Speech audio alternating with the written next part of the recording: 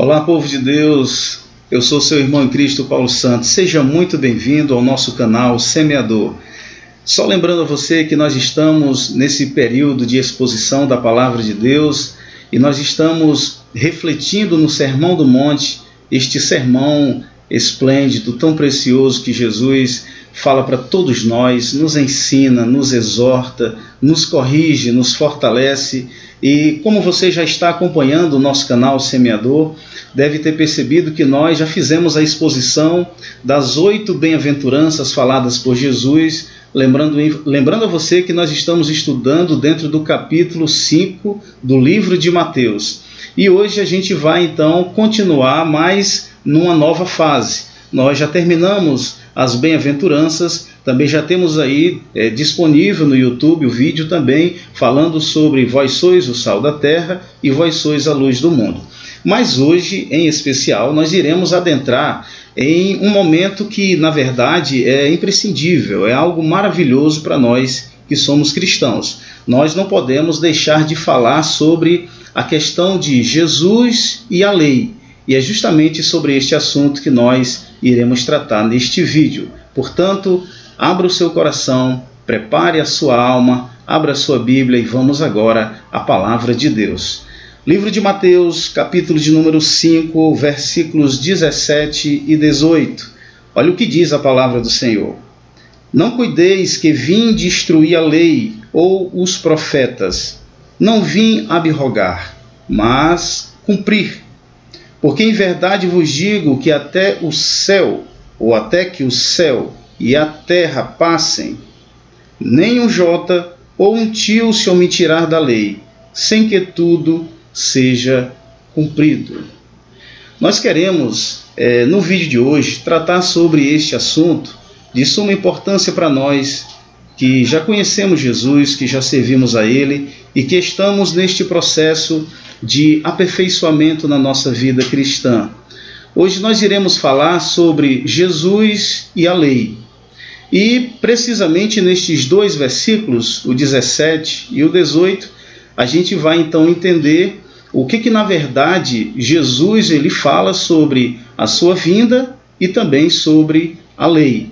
Por isso eu quero chamar bastante a sua atenção para neste momento nós compreendermos esta palavra.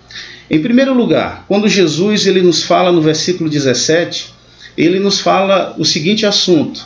Jesus diz que veio. E essa é uma grande necessidade para todos nós, como povo de Deus, compreendermos esta verdade, que Jesus veio. Mas por que nós precisamos compreender esta verdade? Porque a verdade é que muitos, até nos nossos dias, ainda estão esperando a vinda do Messias, a vinda do Filho de Deus. Mas nós que somos cristãos acreditamos que ele já veio na sua primeira vinda.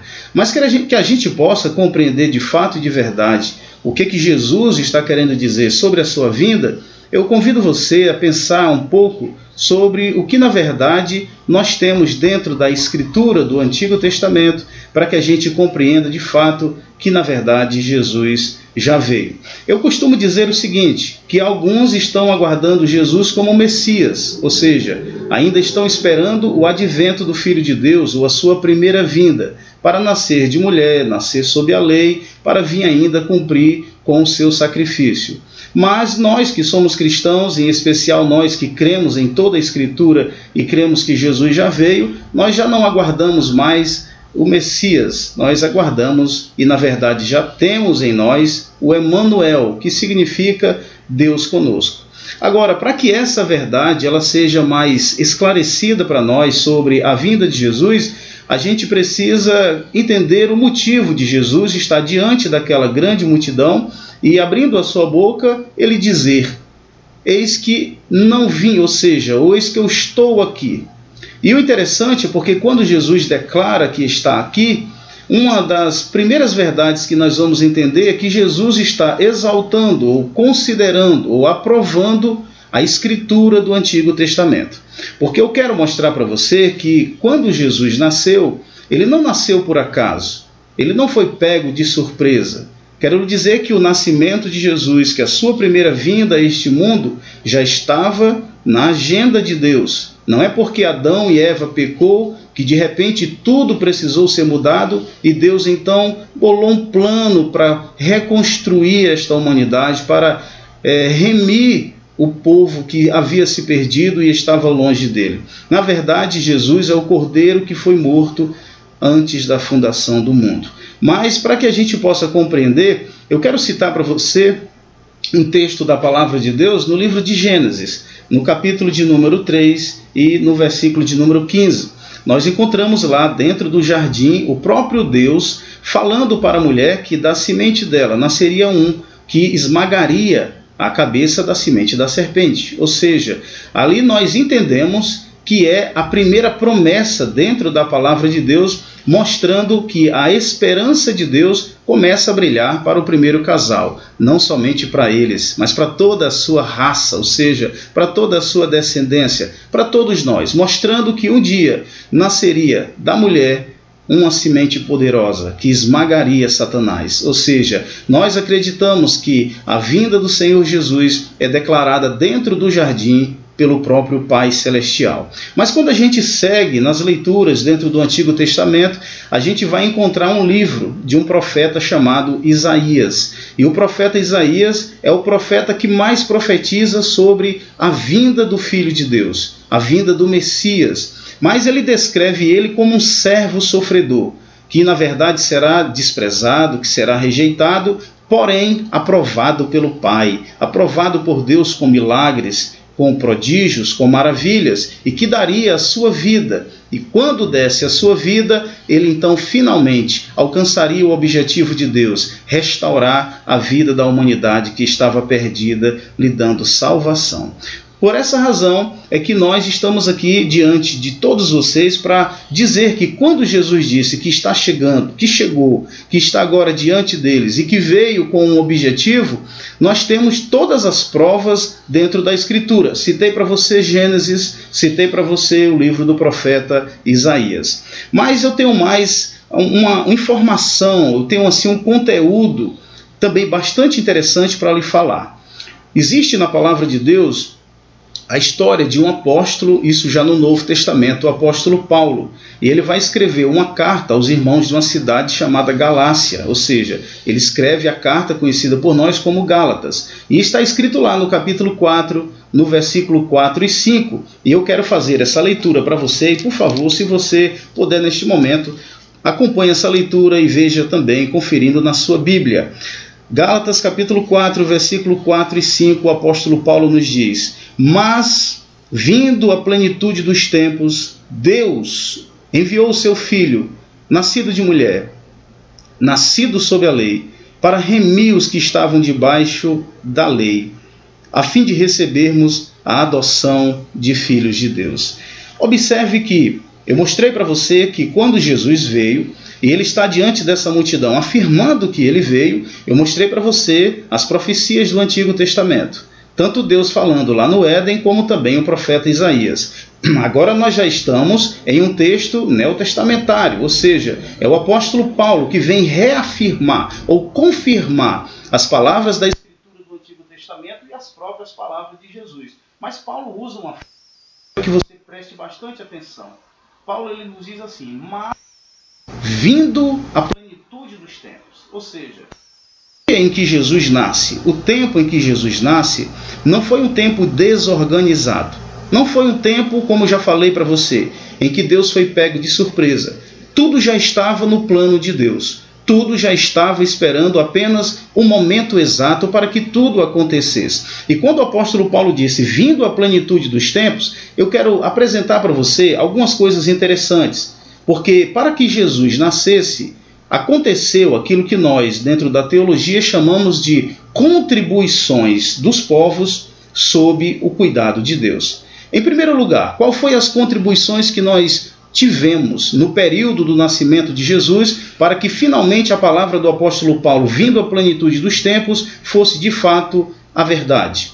Em primeiro lugar, a contribuição dos judeus. O judaísmo ele tem uma contribuição excelente para a vinda do Senhor Jesus. Em primeiro lugar, porque eles são teístas monoteístas, ou seja, Deus revelou aos judeus, em especial todo o povo de Israel, a sua lei, a sua palavra. E dentro da própria palavra, no caso o livro de Gênesis, no caso o livro do profeta Isaías, está todo dentro de um contexto judaico. Então, no tempo, na plenitude dos tempos, quando Jesus se manifestou, o mundo já estava, digamos assim, influenciado e preparado para... O ambiente já estava pronto, porque as pessoas estavam tendo um contato com o conhecimento de Deus através do judaísmo. Em segundo lugar, nós temos a contribuição dos gregos, porque a história vai dizer que desde o imperador Alexandre, em que ele vai com as suas grandes conquistas no século III a.C., ele finalmente vai trazer aquilo que nós chamamos de helenismo. Ele traz uma verdadeira expansão da língua grega e se tornou conhecido praticamente por todo o mundo da sua época. E você pode me dizer, mas o que isso tem a ver com Jesus? Uma coisa interessante, porque se todos falavam, ou que todos pelo menos entendiam o grego, isso iria facilitar a pregação do evangelho. Não precisaria que um judeu saísse de uma cidade para outra, no caso o apóstolo Paulo, no caso outros discípulos, e precisar ter um tradutor para pregar. Por quê? Porque o grego estava espalhado por todos aqueles lugares, e eles conheciam muito bem aquela língua. Então, isso foi uma contribuição bastante positiva, porque quando eles iam pregar o evangelho, facilitou a compreensão das pessoas. E a terceira contribuição nós temos dos romanos, porque os romanos eles trabalharam a organização de leis e também a pavimentação das estradas. Isso é uma coisa bastante interessante, veja só. Os apóstolos, os discípulos, eles precisavam sair de dentro de Jerusalém e pregar em outros lugares. Então a lei romana, ela garantia a segurança aos apóstolos. Você que é um cristão, você que já leu o livro de Atos dos Apóstolos, deve se lembrar do que eu vou lhe falar agora. Por algumas vezes, o apóstolo Paulo, ao chegar em algumas cidades, ele era mal interpretado e muitos dos judeus queriam tirar-lhe a vida, queriam lhe prender.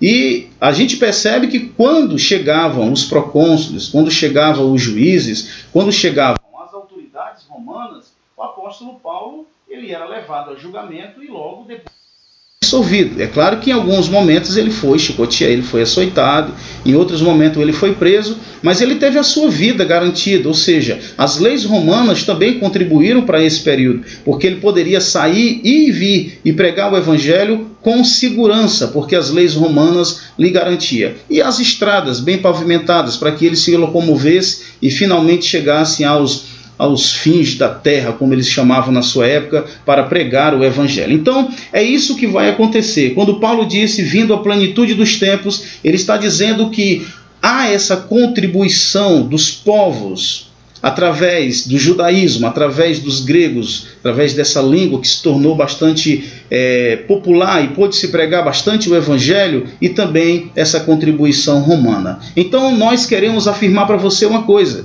que a vinda de Jesus é uma vinda programada por Deus. E Jesus está dizendo que veio, e de fato ele veio, porque a Escritura está se cumprindo, e porque Deus, no seu conhecimento, na sua ciência, no seu poder, fez com que tudo contribuísse para a sua vinda. Mas como eu falei para você, nós queremos falar da vinda do Senhor Jesus, a sua primeira vinda, mas queremos também falar sobre a relação de Jesus com a lei. E isso aqui pode parecer para algumas coisas complicadas, outros vão criando polêmicas, mas a verdade é que nós não temos esse objetivo no nosso canal. Nós queremos apenas expor a palavra. Então vamos lá.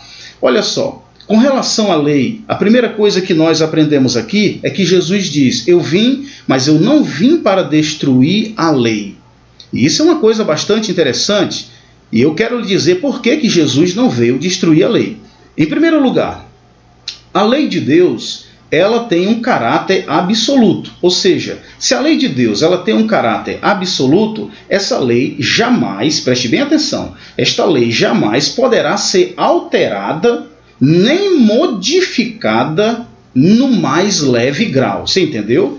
O que eu estou querendo lhe dizer é que a lei de Deus é absoluta, o seu caráter é absoluto e perfeito, não pode ser alterada, não pode ser modificada no mais leve grau, jamais. Você sabe por quê? Porque o próprio Jesus vai dizer que passará os céus e a terra, mas a sua palavra jamais passará. Depois, o que nós vamos entender? Nós vamos entender que o princípio de toda a existência da lei é justamente para revelar o pecado, mostrar o pecado. Mas a gente tem uma dificuldade, porque o homem, através da lei, ele tem o conhecimento do pecado. Porém, nenhum homem sobre esta terra conseguiu cumprir toda a lei. Mas você pode me dizer, então existe alguma falha na lei? De forma alguma. A lei, ela é perfeita. A falha não está na lei. A falha está no ser humano. E por essa razão é que nós também vemos na própria palavra de Deus, quando o apóstolo Paulo ele vai falar sobre a lei, ele vai falar alguns adjetivos da lei que eu quero falar para você. Ele disse que a lei é santa, que o mandamento é santo, é justo e bom. E ele vai dizer que como esta lei ela é espiritual e nós somos carnais vendidos ao pecado, é justamente por essa razão que nós não conseguimos cumprir a lei. E por essa razão nós recebemos um título de perdidos, que de forma alguma iremos conseguir a nossa salvação por intermédio das obras da lei. Porque a lei apenas revela. Deixa eu te dizer, a lei é como uma luz que ilumina o caminho, mas que ela não tapa os buracos daquele caminho. A lei ela é como um prumo, que ela pode mostrar que o muro está torto, mas ela não apruma o muro. Então a lei ela tem esse objetivo de revelar, de iluminar, de mostrar o pecado. Mas quando essa lei veio, nós entendemos que ninguém consegue ser justificado pelas obras da lei. Então qual é a solução? Jesus disse, eu não vim destruir a lei. O que ele veio fazer? Ele disse, vim cumprir. Que coisa bonita, que coisa maravilhosa. Jesus está dizendo que a lei tem o seu caráter perfeito, o seu caráter absoluto, não pode ser destruída, não pode ser abrogada, mas ele então veio cumprir. E eu quero finalizar este vídeo dizendo para você como que Jesus consegue cumprir esta lei. Em primeiro lugar, somente Jesus, somente Ele é capaz de realizar tamanha obediência.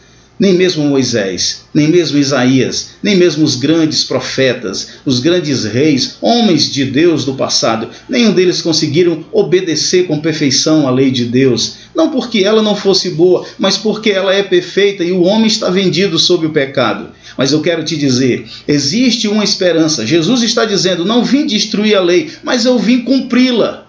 Porque ele veio realizar, o único capaz de realizar esta obediência perfeita. E sabe o que nós hoje entendemos? Que com essa vinda de Jesus e diante da lei, ele cumprindo toda esta lei, a frase eu resumo da seguinte forma: Jesus cumpriu toda a lei e satisfez toda a justiça de Deus. Eu quero te oferecer um texto para a gente encerrar este vídeo, texto de Romanos, capítulo 3, do versículo 21 até o versículo 26, para a gente finalizar. Preste bastante atenção para que a gente possa compreender como que Jesus cumpre a lei e nós é que somos abençoados. Olha só, livro de Romanos, capítulo 3, versículo 21 a 26. Mas agora se manifestou sem a lei a justiça de Deus, tendo testemunho da lei e dos profetas, isto é, a justiça de Deus pela fé em Jesus Cristo para todos e sobre todos os que creem, porque não há diferença, porque todos pecaram e destituídos estão da glória de Deus, sendo justificados gratuitamente pela sua graça, pela redenção que há em Cristo Jesus, ao qual Deus propôs para propiciação pela fé no seu sangue, para demonstrar a sua justiça pela remissão dos pecados dantes cometidos sob a paciência de Deus. E o versículo 26, para a demonstração da sua justiça neste tempo presente, para que ele seja justo e justificador daquele que tem fé em Jesus. Eu quero encerrar este vídeo dizendo para você que o Jesus que veio, e que o Jesus que não veio destruir a lei, mas que veio cumprir, ele tomou sobre si toda a responsabilidade e ele obedeceu fielmente esta lei. Sabe para quê? Para que ele seja, para sempre, propiciação pelos nossos pecados. E eu e você sejamos justificados, não pelas obras da lei, mas pela fé no seu santo nome. Meu querido, minha querida, que Deus te abençoe, que Deus te ilumine. Este é o nosso canal Semeador. Curte o vídeo, compartilha, se alegre na palavra de Deus. Aquele que veio, que é o Senhor Jesus, não destruiu a lei, cumpriu ela em obediência. Ele é o único que pode nos justificar e nos dar a salvação. Que Deus te abençoe, em nome de Jesus. Amém.